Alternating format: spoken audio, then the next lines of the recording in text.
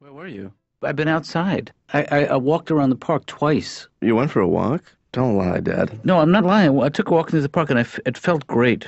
You know the runner's high? I forget I don't know what they call it, but Runner's high. yeah. Let me sit down for a second. Dizzy? Oh, man, I got it. You don't look well, Dad. Actually, you look a little peaked.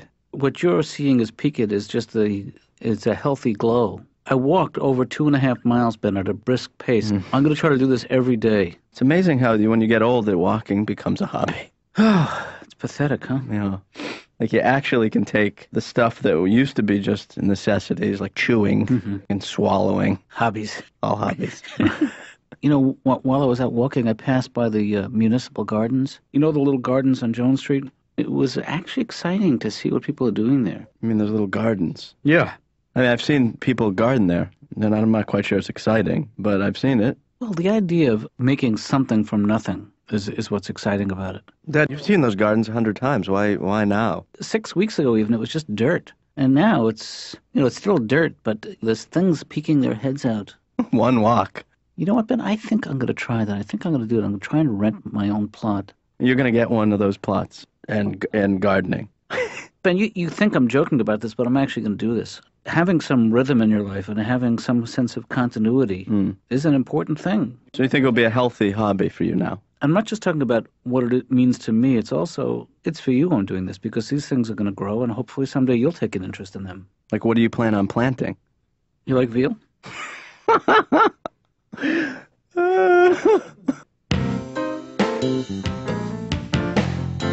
Hey, Laura. Yeah? Do you know anything about gardening?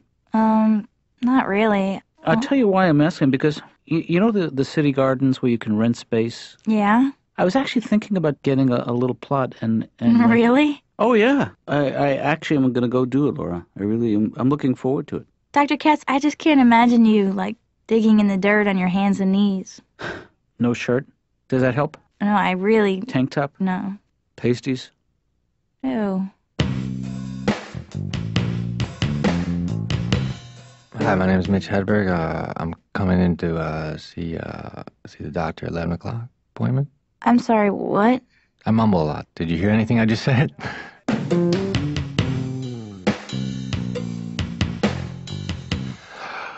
I don't own a cell phone or a pager. I just hang around everyone I know all the time. If someone needs to get a hold of me, they just say Mitch. And I say what? And turn my head slightly. I used to be a hot tower roofer.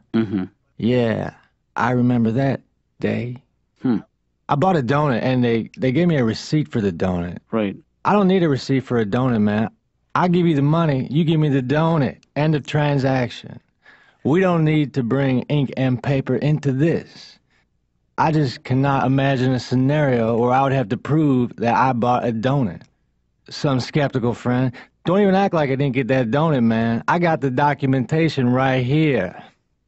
You know, on a traffic light, green means go and yellow means yield. But on a banana, it's just the opposite. Right. Green means hold on, and yellow means go ahead. Right. And red means where did you get that banana?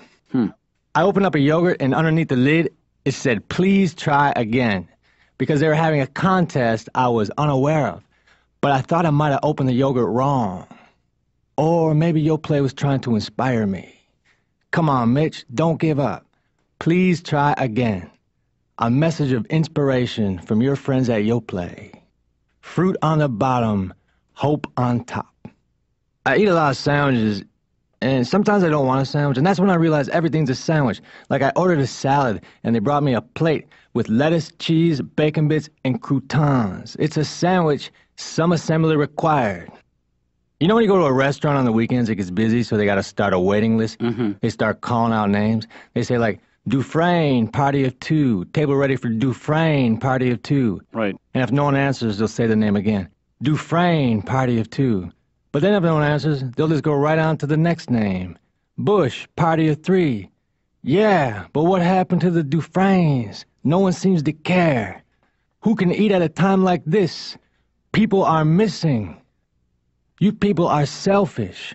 The Dufresnes are in someone's trunk right now, with duct tape over their mouth, and they're hungry.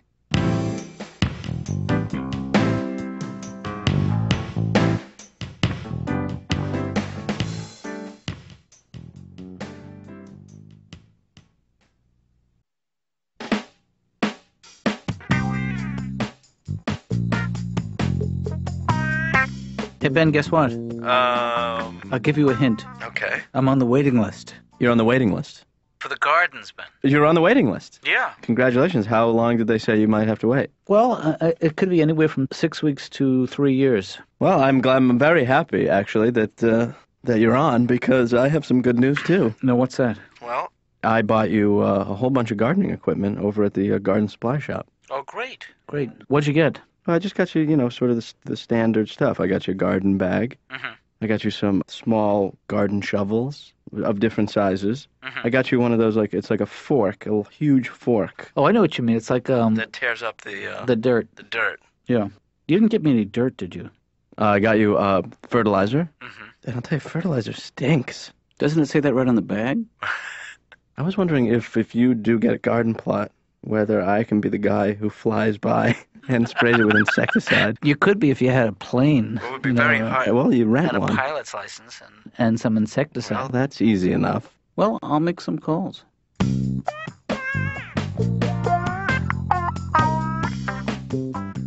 Matt Siegel, here to see Dr. Katz. Could you have a seat, please? Okay. You know, I'm recently divorced and I'm in a lot of pain. Yeah, I heard. What do you mean you heard? Well, you talked about it on the air. I did? Yeah. Oh, God.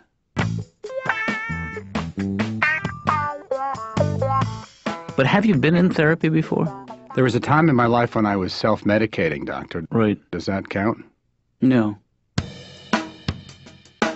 Matt, what is the name of your radio show, by the way? Well, we call it Maddie in the Morning. It sounds infantile, doesn't it? Well, It really does. It sounds like a baby show. It's awful. I'm guessing you were probably the guy who picked that name. This isn't good. Am I right? Do you ever help any of your patients? You know, it's okay to take a swipe at yourself without taking one at me. I know. I'm sorry. That's another problem I have. I find that I'm spiteful and vengeful. You want to bring everyone down with you. Can I? Dr. Katz's office. It's Ben, Laura. I know. Laura, Yeah? have you talked to my dad today? Well, yeah. Well, you know his new thing, that he has a new hobby, which is he wants to get a plot at the common gardens and Right. Right, Gardening. What's wrong with that? well, I just think it's a dumb thing. And I told him it's not a typical hobby for an older man, Well, actually, it is. It is? It's probably the most typical hobby for an older man. Gardening is. Well, yeah. You're serious? Yeah. I think it's more of an older woman's hobby. Oh, well, If you want to go see older men, you go to the Turkish baths. That's more of a hobby for older men. I'll try to remember that. Matt, last week you were telling me how you feel somehow that your connection with your listening audience has deteriorated over the years. Is that correct? Well, it seems as though the people that I meet that are bright and insightful don't care for me very much. Right. And yet I'm very popular with the dullards. Let's try an experiment here, Matt. This might help, I don't know. It seems to me like you're holding so much in right now, so much anger. This is sort of the psychotherapy equivalent of the Heimlich maneuver. If you stand up for 1 second, let me just push on this area. You're right here. I guess it did seem a little odd, all of a sudden. Gardening. Exactly. I mean, how do you come up with gardening all of a sudden? I'm thinking something odd, something curious. Huh. So then I go down to the plot to check it out, right? Yeah? And aha! What? Aha! Laura, Watson, I can hear you. What, Ben? Mm-hmm. Spill it. Livingston, I presume. Huh? Ben? Yes, Laura. What? All right, well, I go down there, right? Yeah? And Shazam! But But I go down to the plot, right? yes, and... To the public gardens by Jones Street. And? I go check out the plot he was looking at. Right. And right at the plot next to the one he's looking at, Greta. Who's Greta? An older, very distinguished-looking Scandinavian woman. Yeah? Apparently divorced, blonde hair, very attractive, leggy. Oh. So I realized that it had nothing to do with gardening. My dad just wants to meet a woman. Well, I mean, what's wrong with that? That's kind of sweet. That's ridiculous, Laura. You don't go to a public garden to meet a woman. Well, where else are you gonna go? Well, you don't know where she's been. Oh, she's been in the garden. Look, it's just no way to meet somebody. I would have done it differently. Well, Ben, I don't really think that you're one to be giving advice on how to meet women. Well, In fact, I think that it's a great idea. I mean, kind of sweet and romantic for somebody to be willing to look foolish just to get to know a woman that they might be interested in. So you'd be charmed by, like, if somebody, You know, the people who tuck in their shirt and then zip up after, and there's a little bit of shirt hanging out of the zipper. That's charming, right? Well, it can be. Really? Yeah. Oh. So what? Flatulence. Also charming, right? Ugh. Matt, I think your perception of your listening audience is skewed towards the people who actually call.